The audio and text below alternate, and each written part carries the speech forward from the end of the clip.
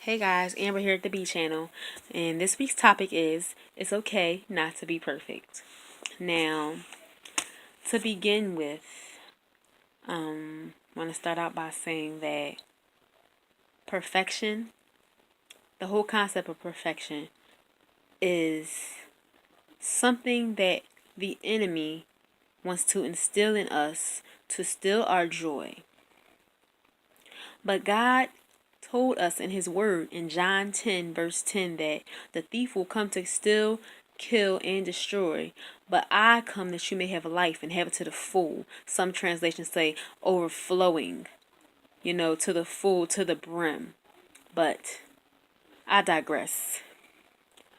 The point I'm trying to make is that God comes for us to have a full, rich, and satisfying life. He does not come for us to have a predictable life. He did not come for us to have a robotic existence, for us to try to strive needlessly in futility, trying to reach perfection, which is something that we really cannot do.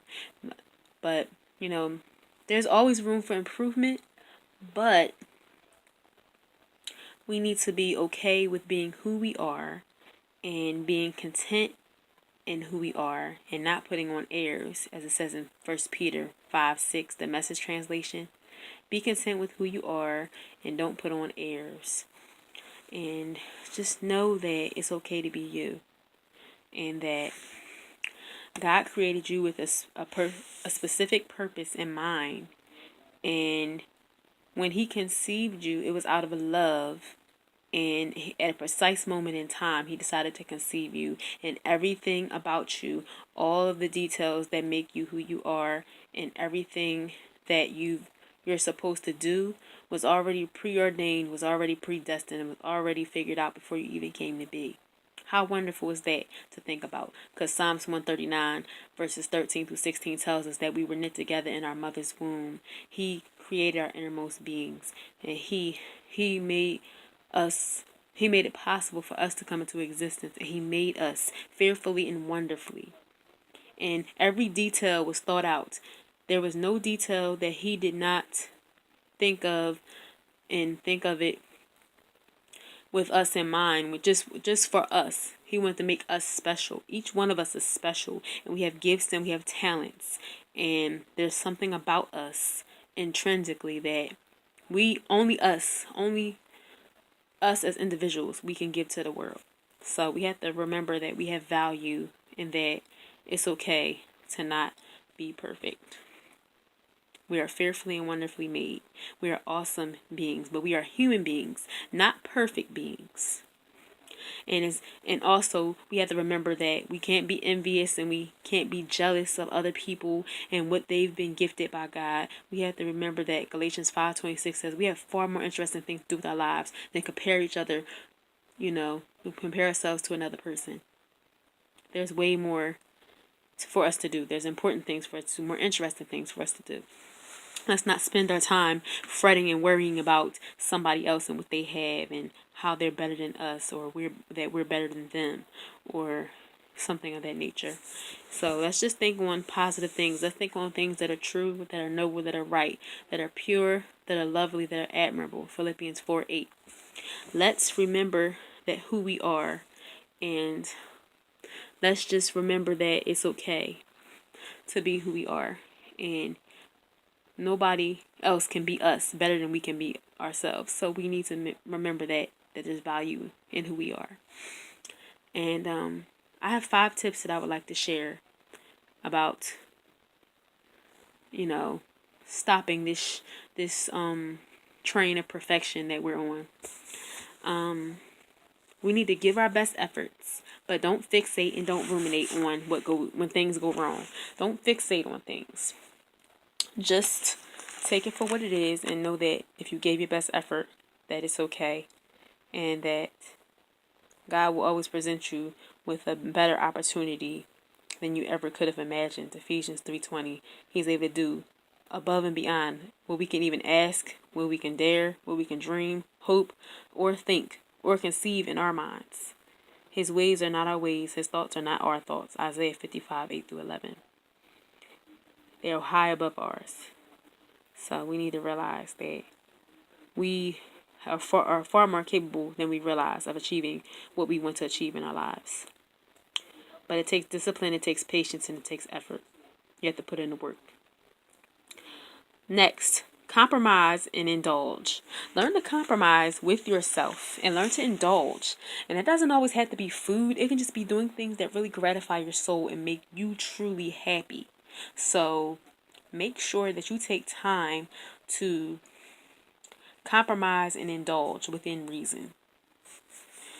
Next, learn to be comfortable in your own skin and no one else's. This is where Galatians 5:26 really comes into play, because you have to realize that God did not make you to be somebody else. He made you to be you. And that's special and that's important. And you have a mission to accomplish. You have a goal and a purpose to bring to fruition. And you cannot do that worried about how you're not somebody else and insulting God and by demeaning and criticizing yourself because of who you're not. Thank God for who you are and who He made you to be. You're special just because of that. Just for that reason alone. Nothing else is necessary for you. You have to realize that you have to be comfortable. It takes time, but with work and when you really put in the effort and you're determined and you're dedicated, you can eventually be comfortable in your skin and thrive in your life and be successful and be prosperous and have abundance. Because if you don't feel like you're worth it, if you're so focused on being in somebody else's skin and being somebody else, how can you live your life to the fullest? How can you achieve all God has for you if you're worried about what somebody else has and what they're doing? So focus on yourself. That's a lesson I'm really trying to learn right now. And I just want to press that upon you, that it's okay to be yourself.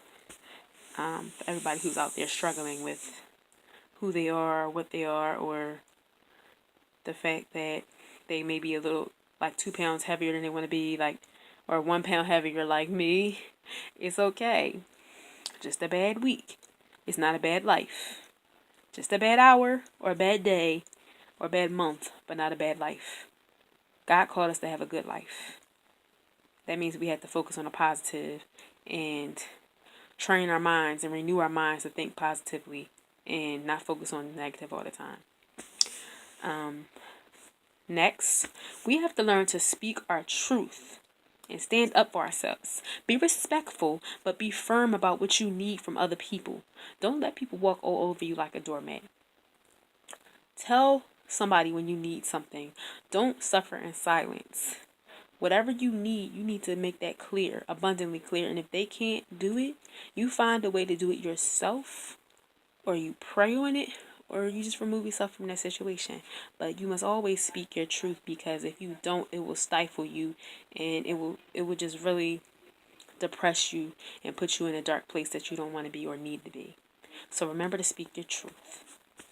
Next, don't walk on eggshells through life, worried about other people's perceptions and assuming that they're fragile. Now, just because somebody's going through a turbulent time does not mean that you have to tread lightly and sugarcoat things. They can handle whatever you throw at them just as well as anybody else. Just because they're going through a turbulent time does not mean that it gives you the right to give them lip service. It's actually a disservice to them. It's honestly a disservice, because they need to know the truth. They need your transparency. They need that, and they're able to handle way more than you can even realize. So just remember that, and don't insult them by assuming that they can't handle things and that they're not strong enough, because really you're putting your negative perceptions onto them, and you're worried about how people perceive you. But stop worrying so much about how people perceive you, and just realize that the person that you're involved with, the person that you're friends with, or your family can handle whatever you have to say. They can handle your truth, and that you need to just live boldly, live courageously. Don't live in fear of what people think and how they feel and what they might say, and the whole idea of just assuming that they can't handle things because of their situation. Because it really just it's not good. You need to just just really be transparent with everybody. That's my rule of thumb at this point in my life. Transparency with tact. Transparency with tact. That's all you can do. Because it's not good to keep everything bottled up and to just keep up appearances and put on airs. So, like it says in 1 Peter 5:6, don't put on airs. You know, just be humble as possible. Don't be proud. Don't be envious. You know, don't constantly complain. You have to find your peace in the middle of the chaos of this life and this pursuit of perfection. Find your peace. Fight for your peace. And find a way to be okay with not being perfect. And enjoy where you are right now. And be grateful for where you are right now and what you have right now. And God will bless you with more when you're able to be grateful and content with where you are right now. God will definitely bless you with more in ways that you haven't even imagined or you can't even think of. He will bless you far more than you can even imagine. So, we need to realize that. And it says that in Isaiah 64:4. We can't conceive anything that He's planned for us. We don't, no eye has seen it, no ear has heard it. All the wonderful things that He's planned for those who love Him. So we need to remember that always, that there is a plan. We may not know the why or the how, but we know the who, and we know that He holds our future. We may not know about our future or how things are going to turn out, but we need to have faith and live by believing and not by seeing. 2 Corinthians 5:7, New Living Translation. We need to have faith that we don't know the why or the how or the when or the where, but we do know the who. And the who is going to help us and hold us up and secure us. And that's Jesus Christ. That's God. He is going to secure us and He's going to keep us wrapped tightly in His gracious love and carry us through whatever happens, whatever comes our way. We are secure in Him. We are strengthened by Him. We are satisfied by Him. We are validated by Him. We are accepted by Him. We are loved by Him. He gives us our peace and our hope and our strength, our long suffering, our patience, our grace, our mercy, our favor, our protection, and our provision. He is the truest source of everything that we need and we could want in life. Everything comes through Him. Things, people, those are our resources, but God is our ultimate source of everything that we could ever need. And that's what we need to remember, that when we're seeking perfection and when we're envious and when we're complaining and when we're comparing and when we're scared to be honest and when we are placing judgment and we are assuming things and when we are not comfortable in our own skin and when we feel like we have to put ourselves in the back burner all the time to be a good person. We have to remember that there is a time for everything. It's all about balance. So ultimately, we just need to remember that it's a time for compromise. It's a time for indulgence. It's a time to be serious. It's a time to be responsible. And it's a time to, reflect. And there's a time to just move on. And there's a time, just like Ecclesiastes 3 says, a time for everything under the heavens. Ecclesiastes 3:1. So it's a time to speak your truth and it's a time to hold your tongue. And it's a time to hold back and it's a time to not hold back. So we just have to remember that it's a balance. Everything is about balance in life.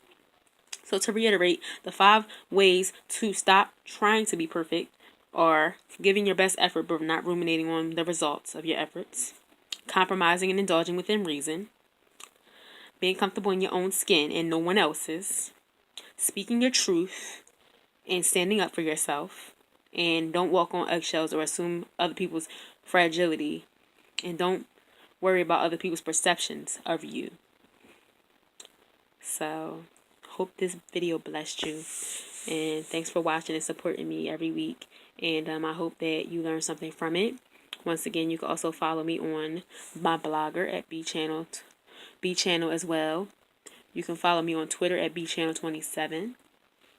And also I have a podcast now, also by the name of B.E.Channel on Anchor. So you can listen to me on there as well every week. So I hope everybody gets a chance to follow me on one or several platforms and really tunes in. But I thank you all for your support and your love, and I hope that this video blessed you tremendously. And I hope you have a great week and stay encouraged and keep the faith. God bless. Peace and blessings. Bye-bye.